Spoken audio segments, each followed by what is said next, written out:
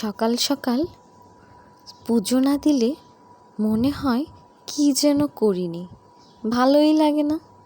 তাই সকালে উঠেই স্নান সেরে ফুল গুছিয়ে নিয়ে পুজো করতে এসেছি। চেয়েছিলাম ভগবানকে একটু লাড্ডু দিব, অনেক দোকান খুঁজেও লাড্ডু পেলাম না, তাই মিষ্টি এনেছি ভগবানকে দেওয়ার জন্য। অনেককেই দেখি সামর্থ্য থাকলেও ভগবানকে শুধু চিনি বাতাসা দিয়ে রাখে, কিন্তু সামর্থ্য থাকলে অবশ্যই ভগবানকে একটু ভালো মন্দ দিতে চেষ্টা করবেন। আর এখন তো ফলের দিন, আম, কাঁঠাল, লিচু সব হাতের কাছেই পেয়ে যাবেন। আমার ঘরে ছিল, আর লিচুটা কালকে নিয়ে এসেছে। আমগুলো আমাদের গাছেরই, এগুলো ভগবানকে নিবেদন করে যেন তৃপ্তি পাচ্ছি।